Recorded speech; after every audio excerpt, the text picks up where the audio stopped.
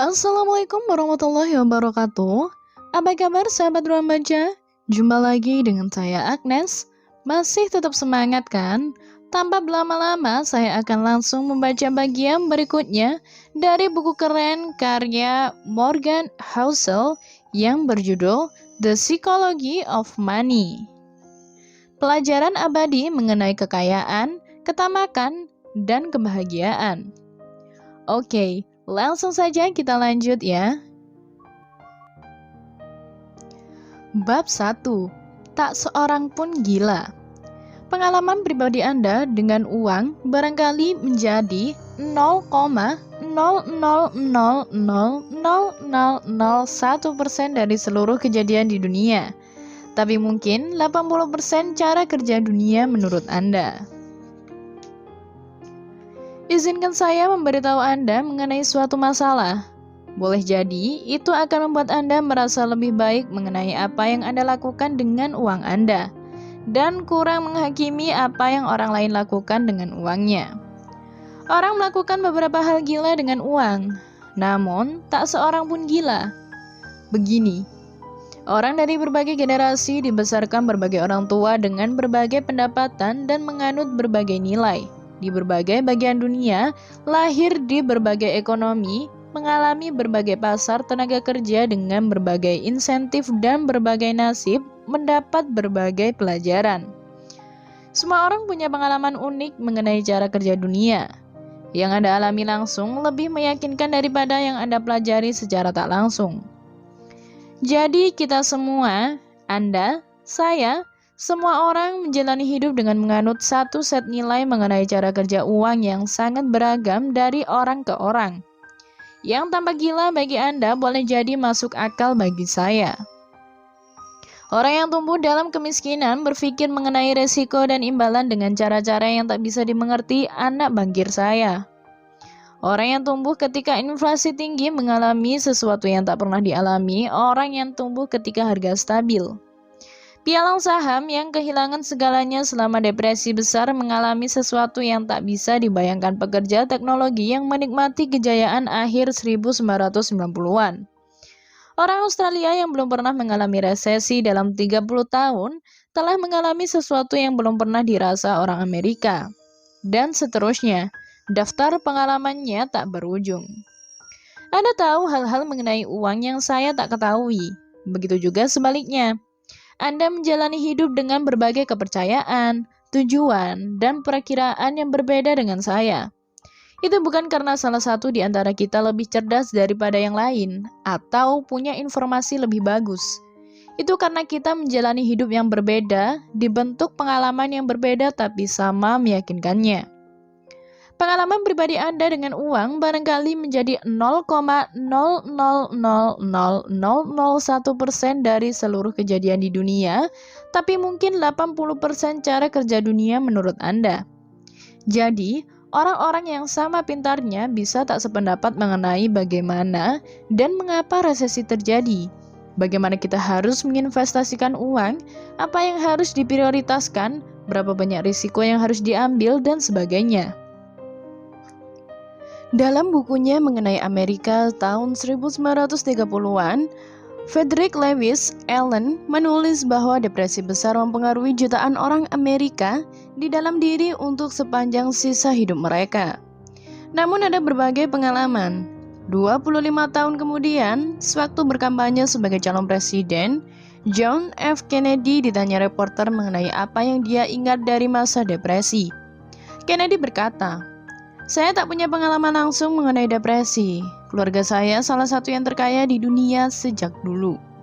Waktu itu kami punya rumah lebih besar, pembantu lebih banyak, bepergian lebih sering. Satu-satunya yang saya lihat langsung adalah ketika ayah saya mempekerjakan lebih banyak tukang kebun supaya mereka punya uang untuk makan. Saya benar-benar tidak belajar mengenai depresi sampai saya membaca mengenainya di Harvard. Itu penting pada pemilihan presiden Amerika Serikat pada tahun 1960. Orang berpikir, bagaimana mungkin seorang tanpa pemahaman akan kisah ekonomi terbesar generasi sebelumnya diberi tanggung jawab atas ekonomi? Dalam banyak cara, kekurangan itu hanya diatasi pengalaman John F. Kennedy di Perang Dunia Kedua. Itu pengalaman emosional umum lain dari generasi sebelumnya yang tak dimiliki lawannya, Herbert Humphrey. Tantangannya bagi kita adalah bahwa belajar atau keterbukaan pikiran sebanyak apapun tak bisa benar-benar menciptakan kembali kekuatan ketakutan dan ketidakpastian. Saya bisa membaca mengenai rasanya kehilangan segalanya selama depresi besar. Namun, saya tak punya bekas luka emosional orang-orang yang benar-benar mengalaminya. Dan orang yang menjalaninya tidak bisa mengerti mengapa orang seperti saya dapat berbuat serampangan dalam hal-hal seperti memiliki saham. Kita melihat dunia melalui lensa yang berbeda-beda. Program spreadsheet bisa membuat model frekuensi sejarah kejatuhan besar pasar saham. Namun, program itu tak bisa membuat model perasaan orang yang pulang, memandang anak-anaknya dan bertanya apakah dia sudah membuat kesalahan yang akan mempengaruhi hidup mereka. Belajar sejarah membuat Anda merasa seolah mengerti sesuatu. Namun, sampai Anda menjalaninya dan merasakan konsekuensinya secara pribadi, boleh jadi Anda tak cukup memahaminya sampai mengubah perilaku. Kita semua berpikir kita tahu cara kerja dunia, namun kita semua hanya memahami sebagian kecilnya. Investor Michael Batnick berkata, beberapa pelajaran harus dialami sebelum bisa dimengerti. Kita semua korban kebenaran itu dalam berbagai cara.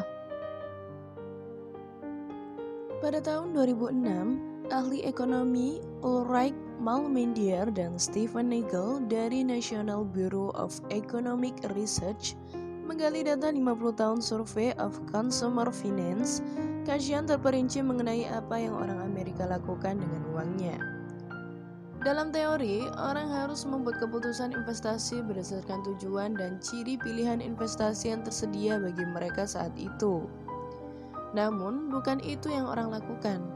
Kedua ahli ekonomi menemukan bahwa keputusan investasi orang sepanjang hidup sangat terikat pengalaman para investor di generasinya, terutama pengalaman pada awal masa dewasa. Jika Anda tumbuh dewasa ketika inflasi tinggi, Anda menginvestasikan lebih sedikit uang di obligasi dan lebih belakangan dalam hidup dibanding mereka yang tumbuh dewasa ketika inflasi rendah. Jika Anda kebetulan tumbuh dewasa ketika pasar saham kuat, Anda menginvestasikan lebih banyak uang Anda di saham sesudahnya dalam hidup dibanding mereka yang tumbuh dewasa ketika saham lesu. Para ahli ekonomi menulis, temuan kami memberi kesan bahwa kesediaan investor individual menanggung risiko bergantung pada sejarah pribadi, bukan kecerdasan, pendidikan, atau kecanggihan. Sekedar nasib kapan dan di mana Anda lahir. Financial Times mewawancara Bill Gross, manajer obligasi terkenal pada tahun 2019. Gross mengakui bahwa dia barangkali tak bakal berada di posisinya sekarang andai dia lahir satu dasawarsa lebih awal atau lebih belakangan, kata artikel itu. Karir Gross bersamaan dengan kejatuhan suku bunga selama satu generasi yang mendorong nilai obligasi. Hal semacam itu bukan hanya mempengaruhi kesempatan yang Anda dapatkan, melainkan juga mempengaruhi apa yang Anda pikirkan mengenai kesempatan itu ketika hadir di depan Anda. Gross menganggap obligasi sebagai mesin pembuat kekayaan. Bagi generasi ayahnya, yang tumbuh bersama inflasi yang lebih tinggi, obligasi barangkali dipandang sebagai pembakar kekayaan. Perbedaan cara orang mengalami uang tidak kecil, bahkan di antara mereka yang barangkali Anda pikir cukup mirip. Misalnya saham. Jika Anda lahir pada tahun 1970, di Amerika Serikat, S&P 500 naik hampir 10 kali lipat sesudah disesuaikan dengan inflasi sewaktu Anda berumur belasan dan 20-an. Itu kenaikan luar biasa. Jika Anda lahir pada tahun 1950, pasar tidak bergerak naik ataupun turun disesuaikan dengan inflasi sewaktu Anda berumur belasan dari 20-an. Dua kelompok orang dipisahkan nasib berdasarkan tahun kelahiran, menjalani hidup dengan pandangan yang sangat berbeda mengenai cara kerja pasar saham, seperti gambar berikut. Jika Anda lahir di Amerika pada 1960-an, inflasi sewaktu Anda berumur belasan dan 20-an Tahun-tahun ketika Anda muda dan mudah terkesan sambil mengembangkan dasar pengetahuan mengenai cara kerja ekonomi, mendorong harga-harga naik sampai di atas 3 kali lipat. Itu banyak. Anda ingat orang antri beli bensin dan gaji tidak bernilai sebesar sebelumnya. Namun, jika Anda lahir pada tahun 1950 di Amerika Serikat, inflasi sangat rendah sepanjang hidup Anda sehingga barangkali tak pernah terfikir oleh Anda. Seperti pada gambar berikut. Tingkat pengangguran nasional Amerika Serikat pada November 2009 sekitar 10%. Namun, tingkat pengangguran untuk laki-laki Afrika Amerika berumur 16-19 tanpa ijazah SMA adalah 49%. Bagi perempuan kulit putih berumur di atas 45 tahun dengan gelar sarjana, tingkat pengangguran adalah 4%. Pasar saham lokal di Jerman dan Jepang hancur selama Perang Dunia Kedua. Beberapa daerah dibom habis-habisan. Pada akhir perang, pertanian Jerman hanya memproduksi makanan yang menyediakan 1000 kalori per hari bagi warga. Bandingkan itu dengan Amerika Serikat, di mana indeks pasar saham melebihi berlipat ganda dari tahun 1941 sampai akhir tahun 1945, dan ekonominya berada di keadaan terkuat dalam hampir 2 dasawarsa. Tak ada yang seharusnya memperkirakan anggota-anggota berbagai kelompok itu menjalani hidup dengan berpikiran sama mengenai inflasi, atau pasar saham, atau tingkat pengangguran, atau uang secara umum. Tak ada yang seharusnya mengharap mereka menanggapi informasi finansial dengan cara yang sama. Tak ada yang seharusnya berasumsi mereka dipengaruhi insentif yang sama. Tak ada yang seharusnya memperkirakan mereka mempercayai sumber nasihat yang sama. Tak ada yang seharusnya mengharap mereka bersepakat mengenai apa yang penting, apa yang layak, apa yang mungkin terjadi berikutnya, dan apa jalan terbaik ke depan. Pandangan mereka mengenai uang dibentuk di dunia yang berbeda-beda, dan ketika itu terjadi, pandangan mengenai uang yang dianggap konyol oleh sekelompok orang bisa masuk akal untuk kelompok lain. Beberapa tahun lalu, The New York Times membuat artikel mengenai kondisi kerja di pabrik elektronik besar Foxconn di Taiwan. Kondisinya sering buruk, wajar kalau pembaca marah. Namun ada satu tanggapan menarik bagi artikel itu dari keponakan seorang pekerja Tiongkok yang menulis di bagian komentar. Bibi saya bekerja beberapa tahun di tempat yang orang Amerika sebut sweet shop. Pekerjaannya berat. Jam kerja panjang, gaji kecil, kondisi kerja buruk. Anda sekalian tahu apa yang bibi saya lakukan sebelum bekerja di salah satu pabrik itu? Dia menjadi pelacur. Bekerja di street shop itu lebih baik dibanding kehidupannya yang dulu, menurut saya. Saya tahu bibi saya lebih memilih dieksploitasi bos kapitalis jahat demi beberapa dolar daripada tubuhnya dieksploitasi beberapa orang demi uang lebih sedikit lagi. Makanya saya kesal dengan pemikiran banyak orang Amerika. Kami tak punya kesempatan yang sama dengan orang Barat. Infrastruktur pemerintah kami beda, negaranya beda. Ya, bekerja di pabrik itu berat. Bisakah lebih baik? Ya, tapi hanya kalau dibandingkan dengan pekerjaan di Amerika. Saya tak tahu bagaimana harus menanggapinya. Sebagian diri saya ingin membantah keras, sebagian lain ingin memahami. Namun komentar itu adalah contoh bagaimana pengalaman yang beda bisa mengarah ke pandangan sangat berbeda dalam topik yang menurut satu pihak seharusnya hitam putih. Setiap keputusan yang dibuat orang dengan uang dibenarkan dengan menggunakan informasi yang mereka punya pada saat itu, yang dimasukkan ke model mental untuk mengenai cara kerja dunia.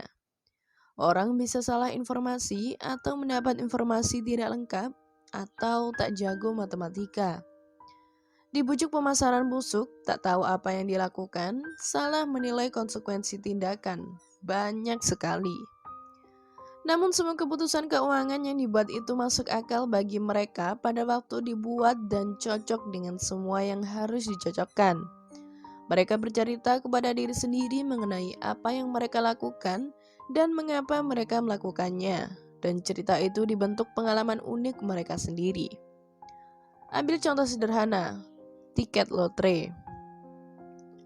Orang Amerika menghabiskan lebih banyak uang untuk tiket lotre daripada gabungan film, permainan video, musik, acara olahraga, dan buku. Siapa yang beli tiket lotre? Sebagian besarnya orang miskin.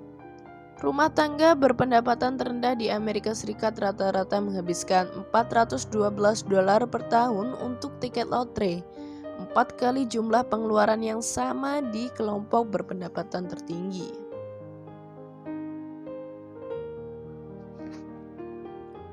40% orang Amerika tidak bisa menabung uang $400 untuk dana darurat. Artinya, mereka yang membeli tiket lotre sampai $400 biasanya adalah orang-orang yang berkata tidak bisa menabung uang $400 untuk dana darurat. Mereka membuang jaring pengaman untuk sesuatu yang peluang untung besarnya 1 per jutaan. Itu tampak gila bagi saya. Barangkali tampak gila bagi Anda juga. Namun saya tidak berada di kelompok berpendapatan terendah, Anda juga mungkin tidak. Jadi banyak di antara kita yang sukar menangkap secara intuitif penalaran bawah sadar para pembeli tiket lotre berpendapatan rendah. Namun, kalau kita coba memahaminya, bayangkan sesuatu seperti ini. Kami hidup dari gajian ke gajian, dan tidak ada yang tersisa untuk ditabung. Prospek gaji jauh lebih tinggi tampak di luar jangkauan. Kami tidak bisa melancong kalau liburan, tidak bisa beli mobil baru, tidak bisa ambil asuransi kesehatan, tidak bisa beli rumah di lingkungan aman. Kami tidak bisa membiayai anak kuliah tanpa berutang besar. Sebagian besar hal yang sudah dipunyai atau bisa dipunyai Anda yang baca buku keuangan, kami tidak punya.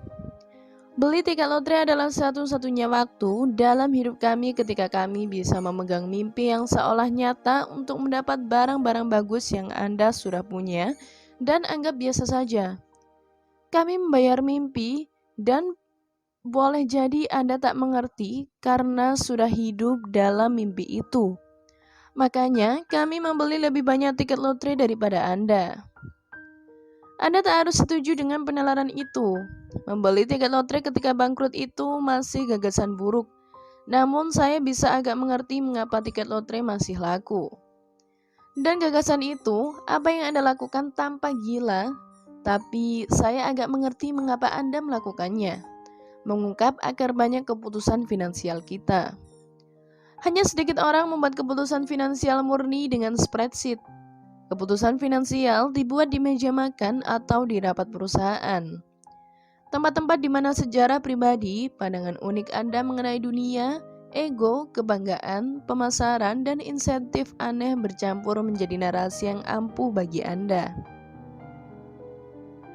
Perkara lain yang penting dan membantu menjelaskan mengapa keputusan mengenai uang sangat sukar dan ada banyak sekali kekeliruan perilaku adalah dengan mengakui betapa barunya topik itu. Uang sudah ada sejak lama. Raja Alyatis dari Lydia, sekarang bagian Turki, dianggap sebagai pencipta uang resmi pertama pada 600 SM.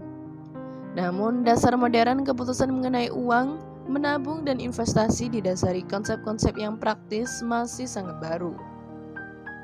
Ambil contoh pensiun. Pada akhir tahun 2018, ada 27 dolar triliun di rekening-rekening dana pensiun Amerika Serikat, menjadikannya pendorong utama keputusan menabung dan investasi investor umum. Namun, keseluruhan konsep dana pensiun paling-paling baru berumur 2 generasi. Sebelum Perang Dunia Kedua, sebagian besar orang Amerika bekerja sampai mati. Itu harapan dan realitas. Sampai tahun 1940-an, di atas 50% laki-laki berumur 65 ke atas masih bekerja. Seperti pada gambar berikut.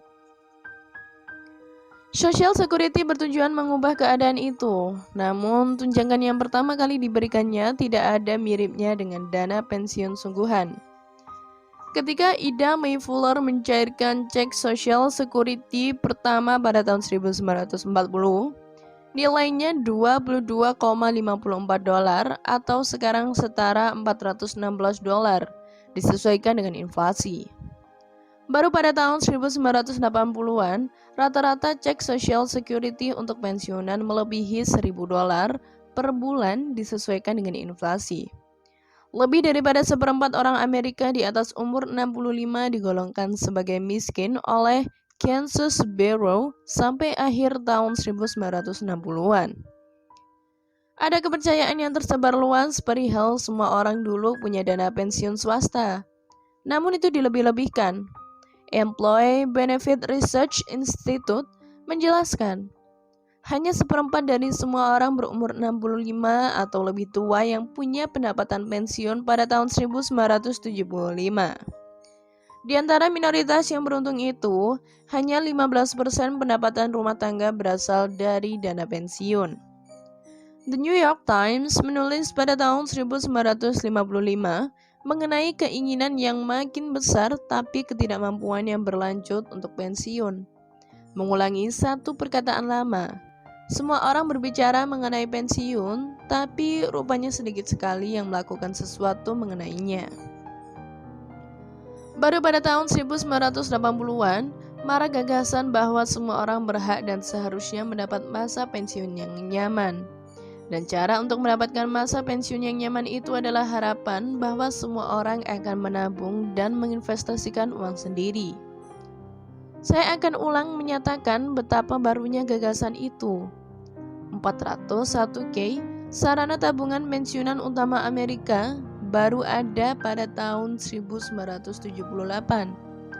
Roth IRA baru ada pada tahun 1998.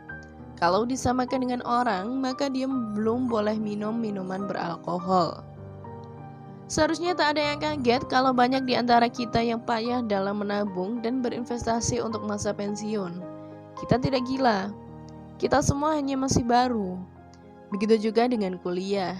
Jumlah orang Amerika berumur di atas 25 dengan gelar sarjana naik dari di bawah 1 per rata pada tahun 1940 menjadi 1/4 pada tahun 2015.